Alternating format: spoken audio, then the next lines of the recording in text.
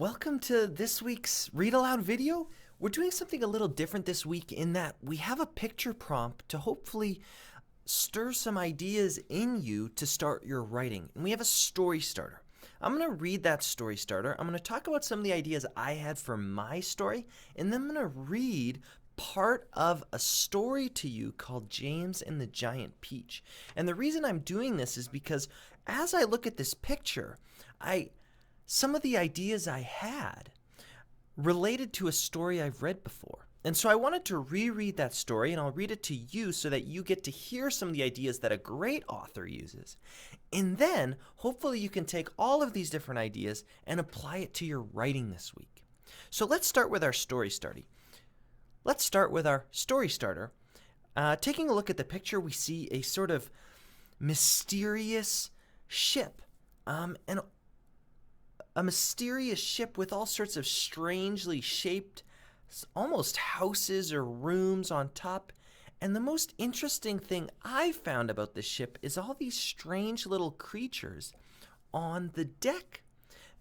These creatures reminded me of a story called James and the Giant Peach. And in this story, James is this ordinary boy who's living with, I believe, his aunts, who are cruel and awful to him, very much in the same way that, in a lot of ways, it's the Cinderella story, where James is sort of this, James is kind of this boy without a home. And as the story goes on, this enormous peach grows in their yard, and one day James enters the peach because it's become so big, and he finds a little a tunnel, and he enters this peach, and inside the peach he discovers these creatures. So just by looking at this picture, I made a connection to another story, and from that story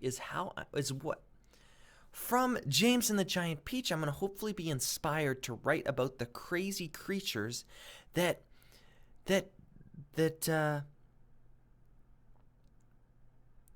hopefully I'm going to be inspired to write about the creatures or the people that sail this mysterious ship.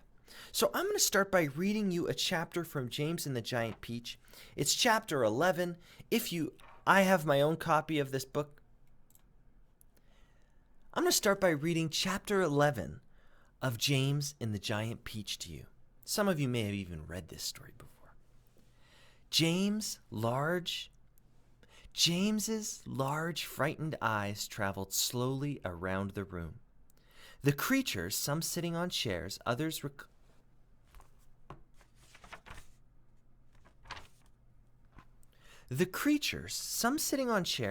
reclining on a sofa, were all watching him intently. Creatures? Or were they insects? An insect is usually something rather small, is it not? A grasshopper, for example, is an insect. So what do you call it if you saw a grasshopper as large as a dog? As large as a large dog. You could hardly call that an insect, could you? There was an old green grasshopper as large as a large dog sitting on a stool directly across the room from James now. And next to the old green grasshopper, there was an enormous spider. And next to the spider, there was a giant ladybug with 9 black spots on her scarlet shell. Each of these three was squatting upon a magnificent chair. On a sofa nearby, reclining comfortably in a curled-up position, there was a centipede and an earthworm. On the floor, over in the far corner, there was something thick and white that looked as though it might be a silkworm, but it was sleeping soundly, and nobody was paying any attention to it.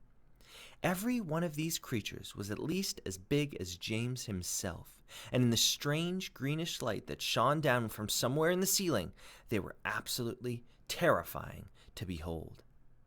"I'm hungry," the spider announced suddenly, staring hard at James. "I'm famished," the old green grasshopper said. "So am I," the ladybug cried. The centipede sat up a little straighter on the sofa. "Everyone's famished," he said. "We need food." 4 pairs of round, black, glassy eyes were all fixed upon James.